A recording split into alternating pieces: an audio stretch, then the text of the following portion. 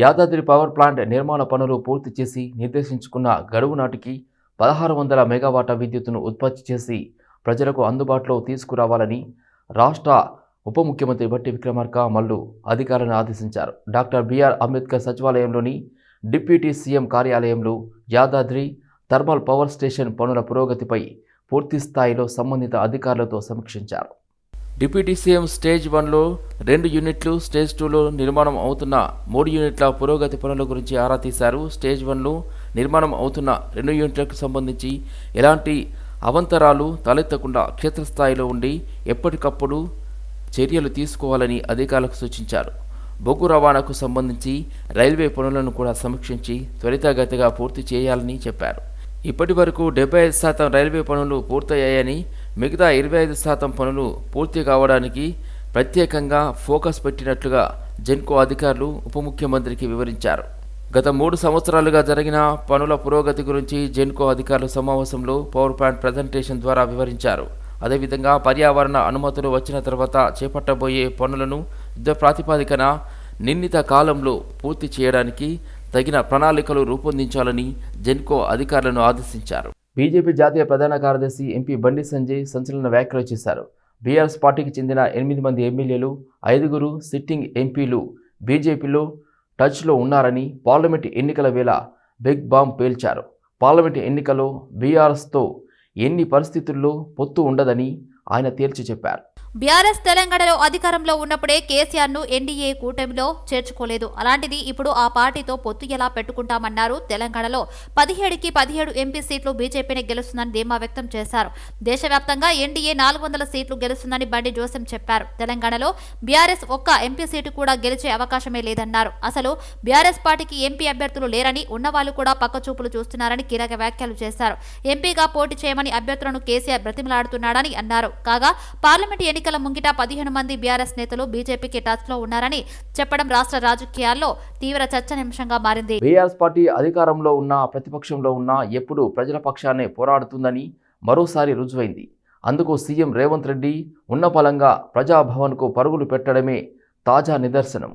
అయితే అసెంబ్లీలో బీఆర్ఎస్ దెబ్బకు సీఎం రేవంత్ రెడ్డి నేడు ప్రజాభవన్కు వెళ్లాల్సి వచ్చిందని మాజీ మంత్రి హరీష్ రావు అన్నారు. అసెంబ్లీ సమావేశాల సందర్భంగా మీడియాతో కొద్దిసేపు మాట్లాడారు. ప్రతిరోజు ప్రజాభవన్ కు వెళ్తానని ప్రగల్భాలు పలికిన సీఎం అధికారంలోకి వచ్చాక తొలి రోజు మాత్రమే వెళ్లారన్నారు. ఇదే విషయంపై బీఆర్ఎస్ ఆధారాలతో నిలదీశామన్నారు. దీంతో ఈ రోజు హడావుడిగా కేవలం అరగంట ముందు సమాచారం ఇచ్చి వెళ్తున్నారన్నారు. ఇదే విషయం నిన్ననే ప్రజలకు సమాచారం ఇస్తే చాలా మంది తమ బాధలు చెప్పుకునేందుకు వచ్చేవారని హరీష్ రావు తెలిపారు. బీఆర్ఎస్ పార్టీ ప్రతిపక్ష పార్టీ పాత్రను హుందాగా పోషిస్తుందన్నారు. ప్రజా సమస్యలపై ఆరా తీస్తున్నారు. తెలంగాణ శాసనసభలో బీసీ కులగణన తీర్మానం ప్రవేశపెట్టినందుకు BC commission chairman Vakulabharanam Krishnamohan Rao, జాతీయ బీసీ సంఘం అధ్యక్షులు జాజుల శ్రీనివాస్ గౌడ్, కాంగ్రెస్ నాయకులు కృతజ్ఞతలు తెలిపారు. Vakulabharanam Krishnamohan Rao, Jajula Srinivas Goud, deputy CM Bhatti Vikramarka, BC సంక్షేమ శాఖ మంత్రి పొన్నాం ప్రభాకర్, ఆర్ఎండ్బి మంత్రి కోమటిరెడ్డి వెంకటరెడ్డిలను అసెంబ్లీలో మర్యాదపూర్వకంగా కలిశారు. అసెంబ్లీలో బీసీ గణన బిల్లును ప్రవేశపెట్టినందుకు పుష్పగుచ్చం అందించి షాల్వా కప్పారు. మీర్పేట్ మున్సిపల్ కార్పొరేషన్ పరిధిలోని ప్రశాంతి హిల్స్ కాలనీలో ఉన్న శ్రీ ద్వారకామాయి సాయిబాబా పీఠం పరమ పూజ అవధూత సాయి కృపాకర యోగి గోపాలకృష్ణానంద స్వామీజీ రచించిన ఆదిత్య హృదయం గ్రంథం అనే పుస్తకాన్ని ఆవిష్కరించారు. ఈ సాయిబాబా ఆశీర్వాదం అందరికీ ఉండాలని, అలాగే దేశంలో రాష్ట్రానికి అంతా మంచిగా ఉండాలని, అందరూ సంతోషంగా ఉండాలని గవర్నర్ అన్నారు. స్వామీజీ అందరికీ మంచిగా సేవ చేస్తారు. మనుషులకే కాదు కుక్కలకు కూడా నీళ్లు, నీడ, ఇల్లు, వాటి ఆరోగ్య పరిస్థితులు ఇలాంటివి కూడా తమ వంతు సేవా కార్యక్రమం చేస్తున్నారు. ఇది అందరూ చేయలేరు, స్వామీజీ మాత్రమే చేయగలరన్నారు. దాన్ని పూజించడానికి ఇక్కడికి వచ్చారు. స్వామీజీ సామాజిక సేవా కార్యక్రమం కొనసాగిస్తున్నారు అని అన్నారు. ఆదిత్య హృదయ గంధం పుస్తకాన్ని తెలంగాణ గవర్నర్ ఆవిష్కరించడం ఎంతో సంతోషమని స్వామీజీ అన్నారు. ఈ రోజు భౌతిక ప్రపంచంలో మానవులందరూ కరెన్సీ చుట్టూ తిరుగుతున్నారని, జ్ఞానం చుట్టూ తిరగడం లేదు అని అన్నారు. తల్లిదండ్రులు గౌరవించినోళ్ళు పుట్టలో పుడతారు అని అన్నారు. అందరికీ మంచి సేవ చేస్తాడు. 50 కుక్కలకు కూడా సక్సెస్ ఉన్నాడు. మనుషులాగి దీని ఆగారం, నీళ్లు, ఇల్లు, రక్షణ కల్పిస్తుంది.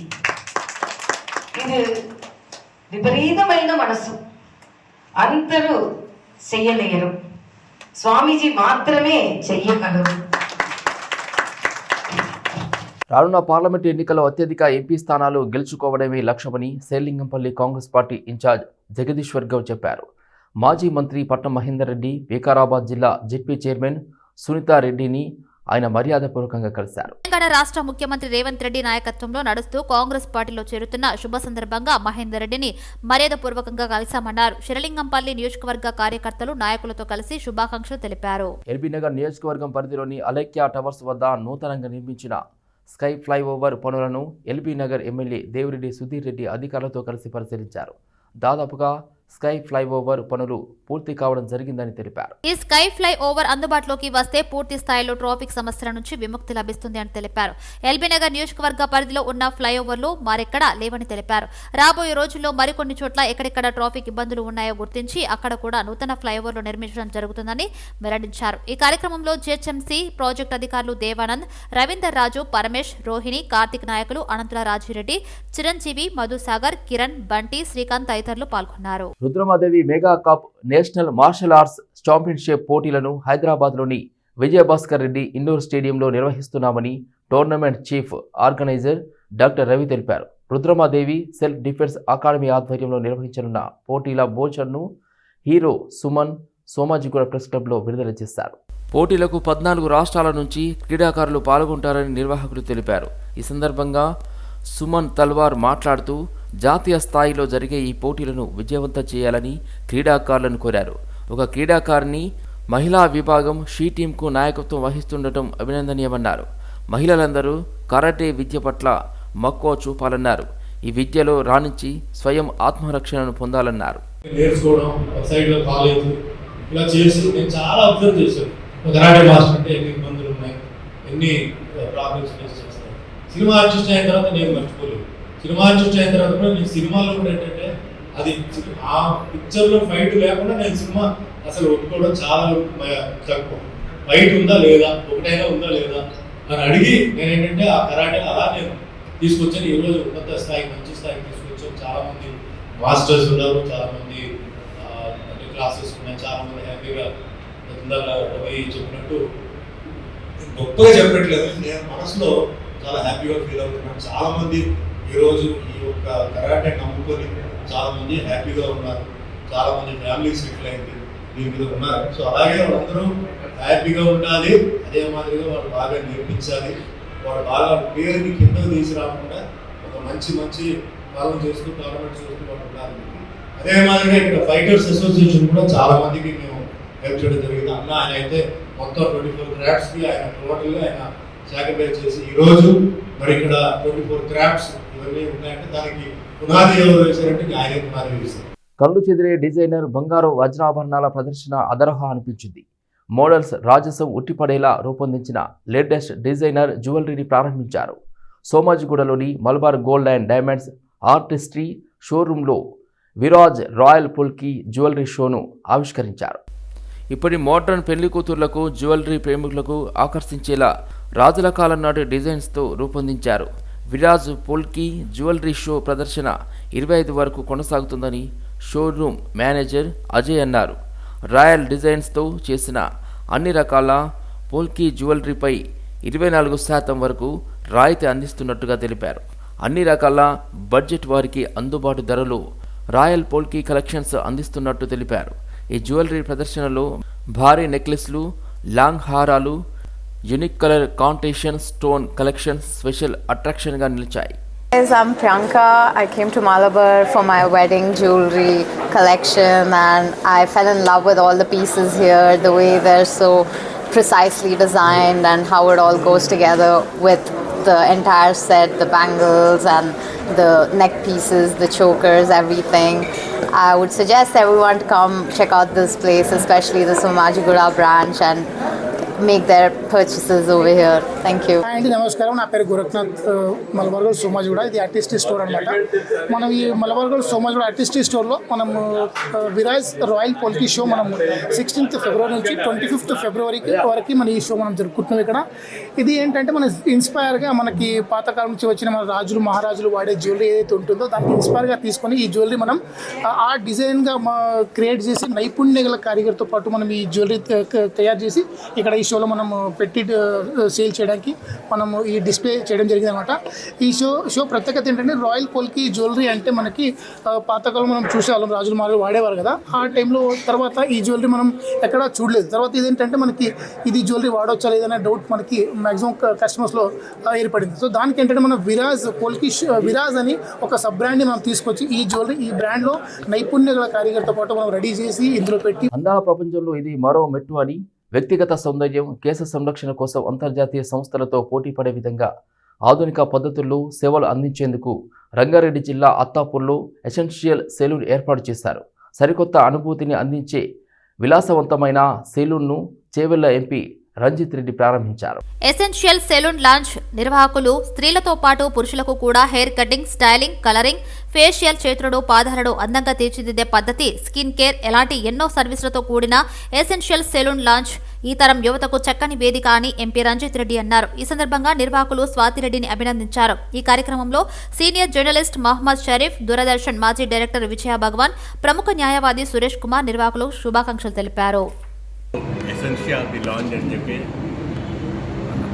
ఇనాగ్రేషన్ రావడం జరిగింది. చాలా సంతోషం. ఫోన్ పైకి my best wishes to Raghava Reddy గారు, శాలిని రెడ్డి గారు, స్వాతి రెడ్డి గారు and whole the members of this seven. ఎందుకంటే దీస్ డేస్ ఎసెన్షియల్ అన్నప్పుడు ఎసెన్షియల్ అయిపోయింది ఇవాళ. ఎందుకంటే లాంచ్ రావడము, స్పా యాక్టివిటీస్ చేయించుకోవడము అందరికి బేసిక్ అయిపోయింది. ప్రతి ఒక్కరిని యూనిసెక్స్ లాంచ్ కాబట్టి చాలామంది ఇక్కడ ఈ పొటెన్షియల్ ఏరియాలో చాలామంది వచ్చి సర్వీసెస్ యూటిలైజ్ చేసుకోవాలని చెప్పి స్వాతి రెడ్డి గారికి ఇంత మంచి సర్వీసెస్ ఎక్స్టెండ్ చేస్తున్నారు. స్వాతి రెడ్డి గారు because shear resign from our job resign చేసి వచ్చి బ్యాంక్లో జాబ్ రిజైన్ చేసి వచ్చి స్టార్ట్అప్ చేసి కాబట్టి ఈ ప్రోడక్ట్ని success have to be use by everyone.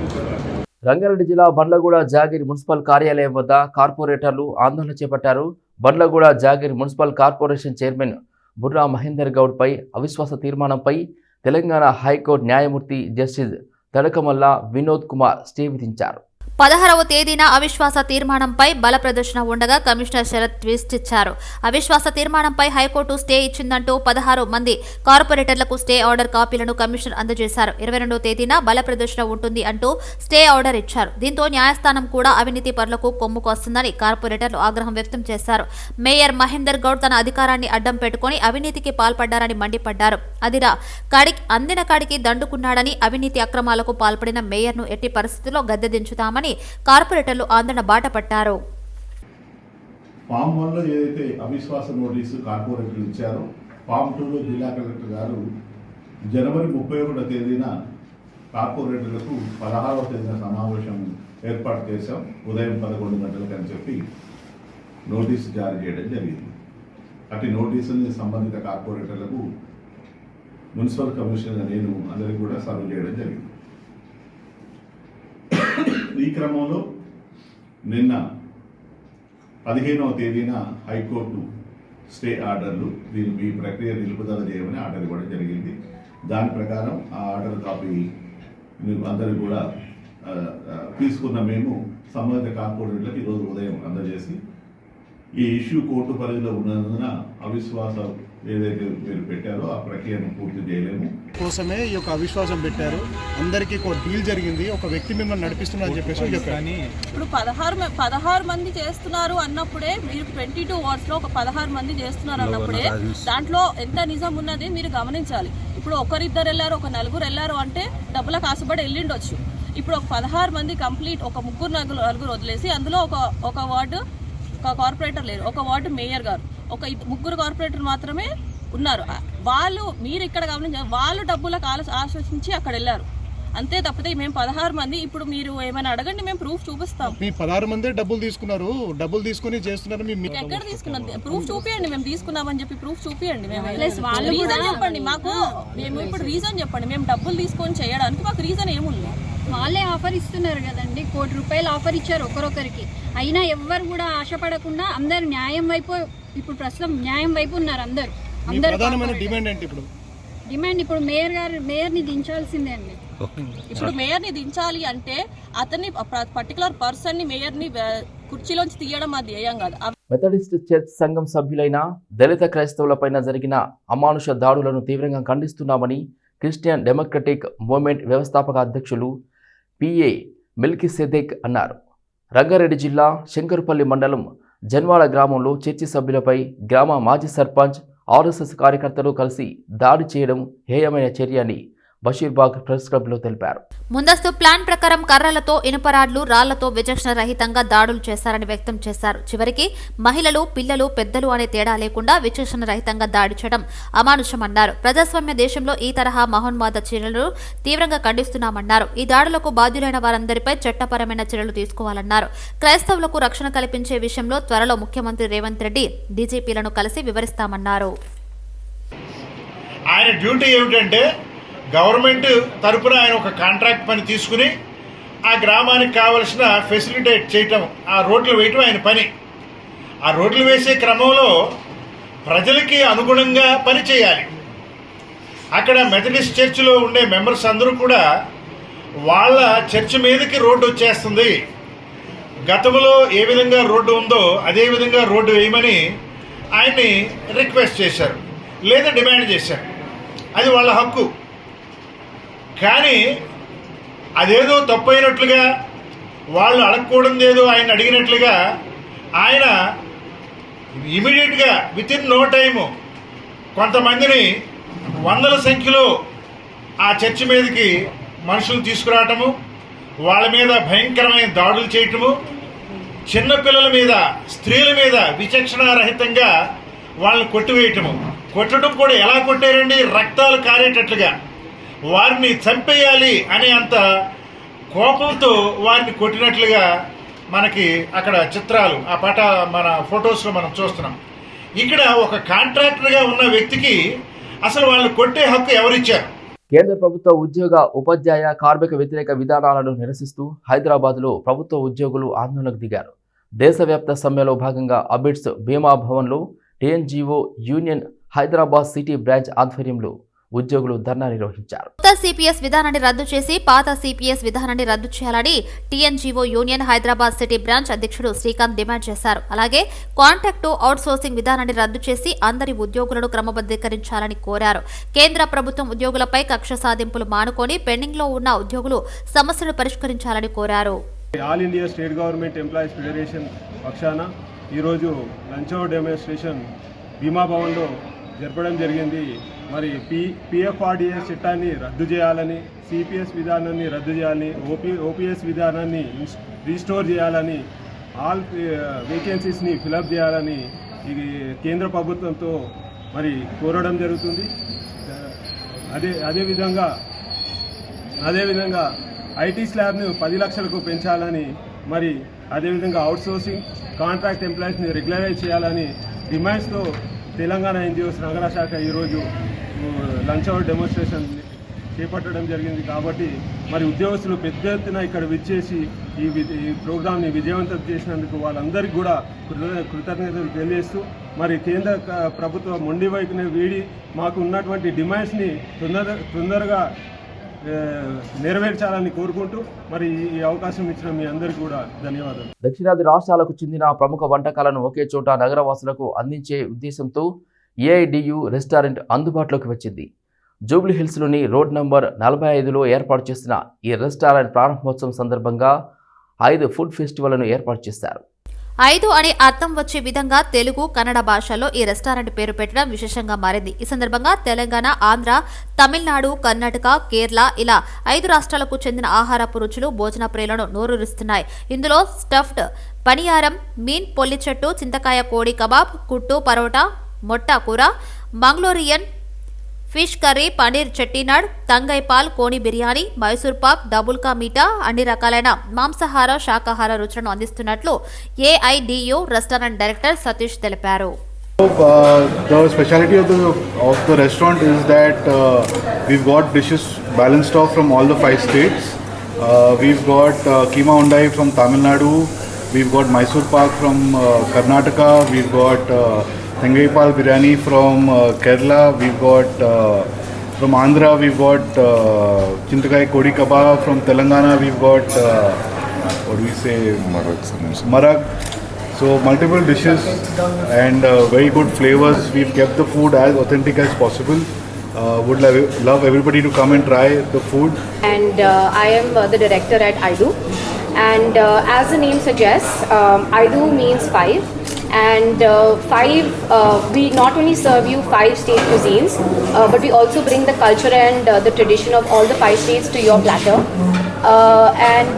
IDU, so down south we eat with our 5 fingers. So this is called the Sumana Mudra, and this, not everybody knows about it, but this helps us in digestion, and that is also one of the reasons we named it IDU. IDU, as you can see the logo suggests, the script, so it is actually written in English. Malkajgiri జిల్లా ఆసుపత్రి maternity వార్డులో ఆసుపత్రి superintendent సునీతతో కలిసి పురిటి నొప్పులకు అవసరమయ్యే baby కిట్లను BJP నాయకులు పల్లవి foundation chairman Malka Kumaraiah పంపిణీ చేశారు. అనంతరం బాలింతలకు ప్రభుత్వం ద్వారా వచ్చే పోషక ఆహారాల పంపిణీని అడిగి తెలుసుకున్నారు. ఆసుపత్రి పరిసరాలను ఎప్పటికప్పుడు శుభ్రంగా ఉంచాలని ఆసుపత్రి సిబ్బందిని వారు కోరారు. పురటి పిల్లలకు వేయించే వ్యాక్సిన్లను సరైన సమయంలో వేయించాలని సూచించారు. పల్లవి ఫౌండేషన్ ద్వారా పేద ప్రజల అవసరాలను దృష్టిలో ఉంచుకొని baby soaps, baby oil, body oil, baby powder కిట్లను పంపిణీ చేశామని మల్క కొమరయ్య తెలిపారు. పిల్లల ఆరోగ్యం విషయంలో అలసత్వం వహించొద్దని ప్రధానమంత్రి నరేంద్ర మోదీ ప్రవేశపెట్టిన ఆయుష్మాన్ భారత్ పథకాన్ని అర్హులైన వారందరూ వినియోగించుకోవాలన్నారు. అసెంబ్లీ కాన్స్టిట్యున్సీ ఏరియాలో పార్ట్ ఆఫ్ మల్కాజ్గిరి పార్లమెంట్ నియోజకవర్గంలో మన ఈ బేబీ కిట్స్ అనేది మన మల్కాజ్గిరి గవర్నమెంట్ హాస్పిటల్లో డిస్ట్రిబ్యూట్ చేయడం జరిగింది. ఈ ప్రోగ్రాం ప్రైమ్ మినిస్టర్ గారికి చాలా ఇష్టము. ఎందుకంటే చిన్నపిల్లలకు వాళ్ళకి న్యూట్రిషియస్ ఐటమ్స్ కానీ, హైజీనిక్ ఇన్స్ట్రుమెంట్స్ కానీ చిన్నపిల్లలకి ఇవ్వడం అనేది, అందులో భాగంగానే ఈరోజు మనం మల్కాజ్గిరి గవర్నమెంట్ హాస్పిటల్లో ఈ బేబీ కిట్స్ డిస్ట్రిబ్యూట్ చేయడం జరిగింది. ఇది అన్ని మన గవర్నమెంట్ హాస్పిటల్స్లో డిస్ట్రిబ్యూట్ చేయాలని అనుకుంటున్నాము. ఎన్ని కవర్ అయితే అన్ని మ్యాక్సిమం కవర్ చేస్తాం. దీంతో వాళ్ళకి ఏంటంటే ఒక బేసిక్ మినిమం నీడ్స్ వాళ్ళకి హెల్ప్ అవుతుంది అనేది ఉద్దేశం.